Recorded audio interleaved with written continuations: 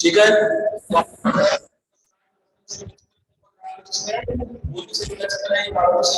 मुख्य से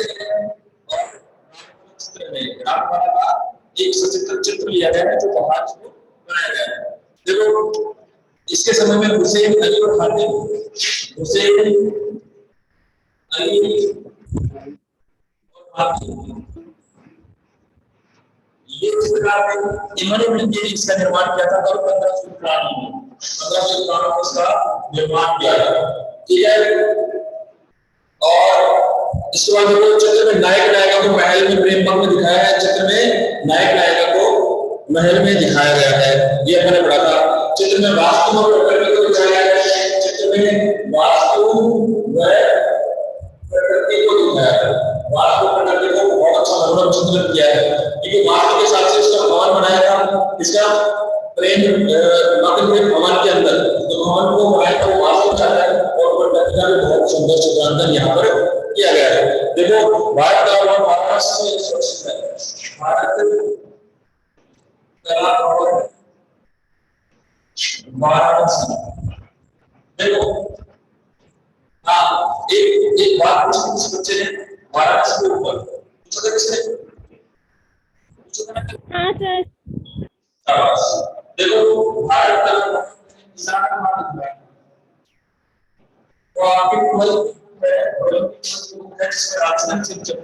आप चाहे तो देख सकते हैं इसमें मोदी से रिलेटेड पहले भारत कला है और एक उदाहरण है भारत थोड़ी नगर निगम सरकारी इलाहाबाद ये 2 पॉइंट बढ़ जाते हैं। ठीक है। इन दोनों पॉइंट के साथ ही इलाहाबाद है, लेकिन इलाहाबाद उसमें हो जाएगा क्योंकि इलाहाबाद के जिसमें भारत भवन नहीं है। भारत कला भारत वहां पे भारत ये भारत कला इसका मतलब आपने जगह में मोदी से जो भारत कला इलाहाबाद उस इलाहाबाद का करके वाराणसी याद नहीं वहां वाराणसी करके इलाहाबाद गलत है, वहां कोकणी ही गलत है। इसलिए पिछले बार मिस्टेक को बोल दिया गया आपसे, लेकिन वो इलाहाबाद गलत है, उसकी जगह आएगा वाराणसी। चलो दूसरी जो पता है कि आप ऊपर जो पौराणिक साक्ष्य है, जो पौराणिक साक्ष्य है वो कहां से हो सकते हैं? इलाहाबाद। अपने से पढ़ा सर सर आवाज नहीं आ रही। नहीं आ रही नहीं सर, अटक अटक के आ रही है। आवाज नहीं आ रही, बिल्कुल नहीं आ रही है आवाज।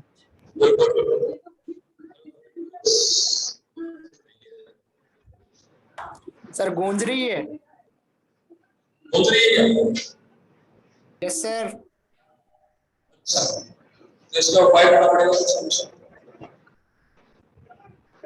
चलो कोई नहीं, 1 मिनट रुको, फिर इसका उपाय करो। 1 सेकंड चालू रखो आप लोग।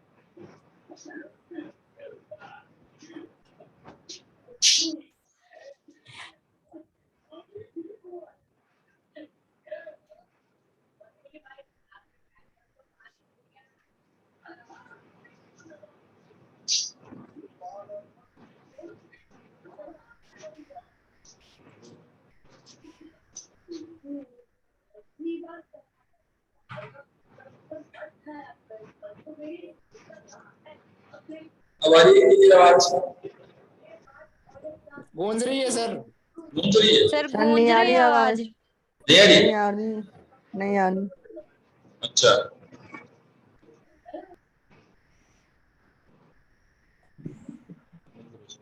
राग जो चित्र है ये बूंदी शैली हाड़ौती शैली का है, रागमाला का चित्र है एक, और हुसैन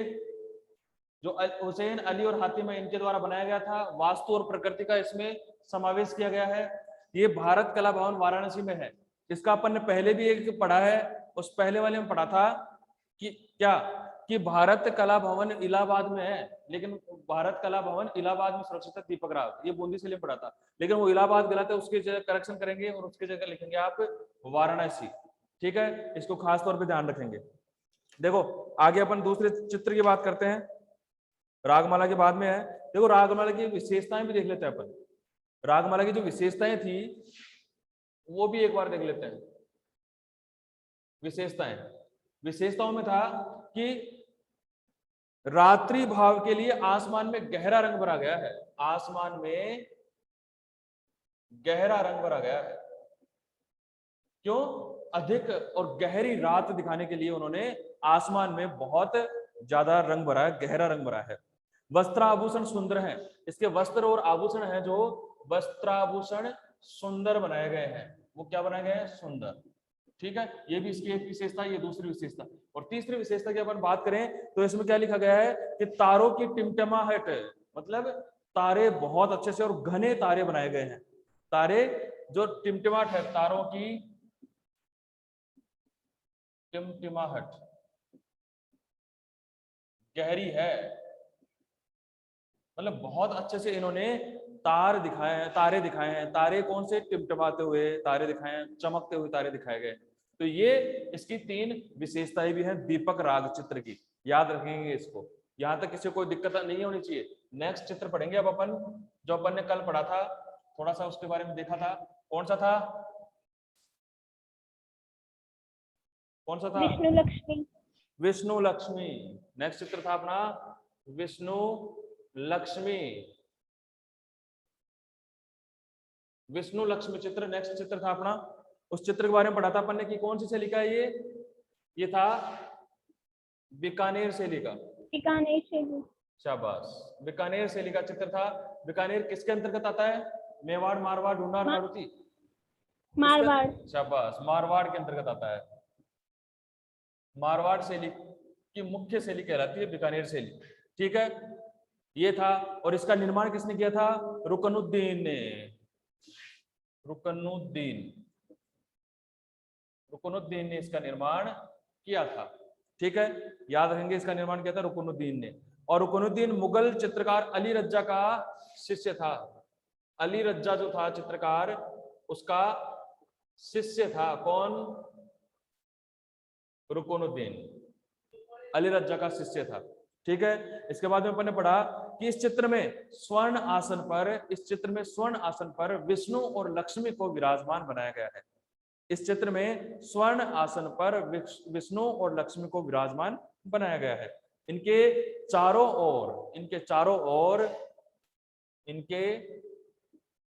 ओर 11 परिचारिकाएं हैं। 11 परिचारिकाएं हैं, मतलब दासियां खड़ी हैं। 11 दासियां खड़ी हैं इनके चारों तरफ, मतलब सिंहासन पर विष्णु लक्ष्मी को विराजमान बनाया और उनके पीछे की तरफ 11 परिचारिकाएं या दासियां बनाई गई है। चित्र मुगल शैली से पूर्णतः प्रभावित है। चित्र जो है वो मुगल शैली से प्रभावित है, क्योंकि ये चित्रकार मुगल ही थे। मुगल शैली से प्रभावित है, मुगल शैली से प्रभावित है चित्र पूर्णतः, क्योंकि अली रज्जा जो था वो मुगल शैली का चित्रकार था और उसी का शिष्य कौन था? रुकनुद्दीन। और रुकनुद्दीन मुगल शैली से संबंधित था, इसलिए वो विष्णु और लक्ष्मी चित्र में पूर्णतः क्या प्रभाव दिखाई देता है? मुगल शैली का प्रभाव दिखाई देता है। ठीक है, इसकी विशेषताओं की बात कर ले अपन। इसकी विशेषताएं हैं, विशेषताओं की अगर बात करें तो विशेषताओं, पहली विशेषता है इसकी वस्त्रों की सलवटें। जो वस्त्र बनाए गए हैं, वस्त्रों की सलवटें सुंदर हैं। मतलब चित्र में वस्त्रों की जो सलवटें बनाई गई हैं वो इतनी सुंदर बनाई गई हैं कि अत्यधिक मात्रा में। ठीक है, एक सेकंड, हाँ, तो वो बहुत सुंदर तरीके से बनाया गया है। और सुंदर तरीके से बनाया गया इसका मतलब यह है कि वस्त्रों की सलवटें बनाने के लिए उन्होंने छाया व प्रकाश का अधिक प्रयोग किया है। छाया व प्रकाश का अधिक प्रयोग किया है। इसके आगे है पृष्ठभूमि में हल्का नीला रंग प्रयोग किया गया है, और इसकी जो पृष्ठभूमि है, पृष्ठभूमि उसमें हल्का नीला रंग डाला गया है। हल्का नीला रंग भरा गया उसके अंदर, पृष्ठभूमि के अंदर। और रेखाएं महीन व आकर्षक हैं। रेखाएं जो है, रेखाएं महीन व आकर्षक है। ठीक है, रेखाएं महीन व आकर्षक बनाई गई है, मतलब सुंदर बनाई गई है, प्रभावित होने वाली बनाई गई है, आकर्षक बनाई गई है। तो ये पड़ा, वस्त्रों की सलवटें सुंदर बनाई गई है, पृष्ठभूमि में हल्का नीला रंग भरा गया है और रेखाएं महीन व आकर्षक हैं। ठीक है, ये अपन ने इसमें पढ़ा है। ठीक है, ये अपना लक्ष्य जो विष्णु लक्ष्मी चित्र है ये कंप्लीट हो चुका है। एक बार इसका रिपीट करते हैं, देखो ध्यान से सुनना सबके सब। विष्णु लक्ष्मी चित्र बीकानेर शैली का चित्र है जो मारवाड़ शैली की मुख्य शैली कहलाती है। इसका चित्र का निर्माण रुकनुद्दीन ने किया था जो अली रज्जा का शिष्य था। इसका निर्माण रुकनुद्दीन ने किया था जो अली रज्जा का शिष्य था। इनके चारों ओर 11 परिचारिकाएं बनाई गई है, मतलब दासियां बनाई गई है। चित्र के चारों तरफ नहीं, चित्र में जो विष्णु और लक्ष्मी को विराजमान दिखाया है उनके पीछे की तरफ किसको बनाया गया है? परिचारिकाओं। ठीक है, मुगल शैली से प्रभावित चित्र के अंदर अली रज्जा का शिष्य था और अली रज्जा एक मुगल शैली का प्रमुख चित्रकार था, तो चित्र में मुगल शैली का पूर्ण प्रभाव दिखाई देता है। मतलब मुगल शैली में जैसे चित्र बने थे वैसे ही चित्र विष्णु और लक्ष्मी का बनाया गया है जो सुंदर व प्रभावित है। इसकी विशेषताओं में वस्त्रों की सलवटें बहुत सुंदर बनाई गई है। वस्त्रों के सलवटों में सुनहरा रंग भी डाला गया है, ये भी इसकी विशेषता है। वस्त्रों की सलवटें सुंदर और उसमें सुनहरा रंग भरा गया है जो आकर्षक लगता है, मतलब सुंदर लगता है।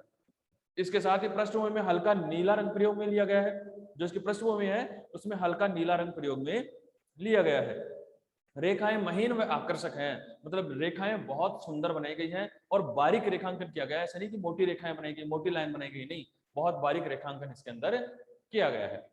ठीक है, इसके बाद देखो अगला चित्र आता है अपना भागवत पुराण। इसके बारे में ज्यादा नहीं है इसलिए मैं यही लिख देता हूं इसको। अगला चित्र है अपना भागवत पुराण। भागवत पुराण चित्र है अगला चित्र। इससे अगला भागवत पुराण जो चित्र है ये उस समय, जिस समय राजस्थानी शैली प्रचलित में थी उसी समय बना था, लेकिन इसकी शैली अलग थी। कई बार पूछ लेते हैं, इसकी शैली अलग थी जिसका नाम था मालवा शैली का बना हुआ है, याद रखेंगे। भागवत पुराण चित्र इसी समय में, राजस्थानी शैली के समय में ही मालवा में चित्रित किया गया था, जो राजस्थान से प्राप्त हुआ है हालांकि, लेकिन वो चित्रित कहाँ का है? मालवा का। ये किसी के थ्रू आया होगा कैसे भी करके, लेकिन ये भारत और जो भागवत पुराण है ये राजस्थान में मिला और ये मालवा शैली का सुप्रसिद्ध चित्र है जो 1680-90 में बना था। 1680-90 में चित्रित किया गया था। 1680-90 में इसको चित्रित किया गया था और इस समय यह राष्ट्रीय कला संग्रहालय नई दिल्ली में सुरक्षित है। इस समय भागवत पुराण की एक प्रति कहां सुरक्षित है? राष्ट्रीय संग्रहालय नई दिल्ली में सुरक्षित है। तो ये आप अच्छे से याद रखेंगे कि कौन सा चित्र कहाँ है, कहाँ सुरक्षित है, कैसे है। ये अपन ने भागवत पुराण के बारे में बस यही बात पढ़ी है। भागवत पुराण का चित्र मारवाड़ शैली का है, 1680-90 में बना था और राष्ट्रीय कला संग्रहालय नई दिल्ली में सुरक्षित है इस समय, याद रखेंगे।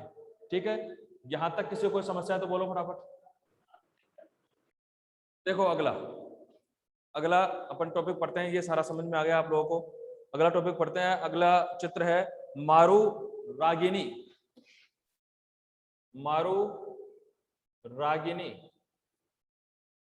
चित्र का नाम है मारू रागिनी, याद रखेंगे। मेवाड़ शैली में बना चित्र है ये। कौन सी शैली में बना है? मेवाड़ शैली में बना है ये चित्र। ठीक है, मतलब उदयपुर में। इसके बाद में 1685 में शहाबुद्दीन ने चित्रित किया था। 1685 में शहाबुद्दीन ने चित्रित किया था। 1685 में शहाबुद्दीन ने चित्रित किया था ये चित्र, याद रखेंगे इसको भी। अब यह चित्र कहां सुरक्षित है? अब यह चित्र राष्ट्रीय कला संग्रहालय दिल्ली में सुरक्षित है। अब यह चित्र राष्ट्रीय कला संग्रहालय दिल्ली में सुरक्षित है, यह बात याद रखेंगे। अब यह चित्र राष्ट्रीय कला संग्रहालय दिल्ली में स्थित है। इस चित्र में कलाकार का नाम, राजा का नाम और स्थान, कलाकार, इस चित्र में कलाकार का नाम, राजा का नाम और चित्रकार का नाम, सॉरी तारीख। इस चित्र में कलाकार का नाम, राजा का नाम, तारीख और स्थान लिखा हुआ है। मतलब अपन ने कल पढ़ा था कि ये बीकानेर शैली में ही ऐसा हुआ था, लेकिन मेवाड़ में भी ऐसा हुआ है। एकमात्र ऐसा चित्र मिला है जिसमें ये सन लिखी हुई है।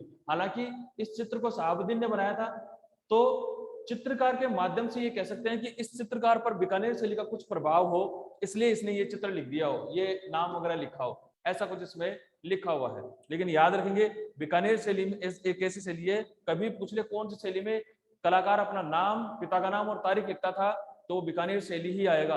और इस चित्र के बारे में कभी पूछ लिया जाए आपसे, तो इस चित्र के बारे में आप लिखेंगे कि इस चित्र में कलाकार का नाम, ठीक है, राजा का नाम, तारीख और स्थान लिखा हुआ है। ठीक है, इसके बाद लिखेंगे चित्र में मारू को रागिनी रूप में चित्रित किया है। मतलब मारू जो है, अपने पढ़ा था ढोला मारू, तो मारू का मतलब हो गया नायिका राधा, उसको रागिनी एक राग के रूप में चित्रित किया है। जो संगीत के द्वारा राग होती है, उस राग के रूप मतलब गाती हुई, ठीक है, उसके रूप में इसको चित्रित किया है।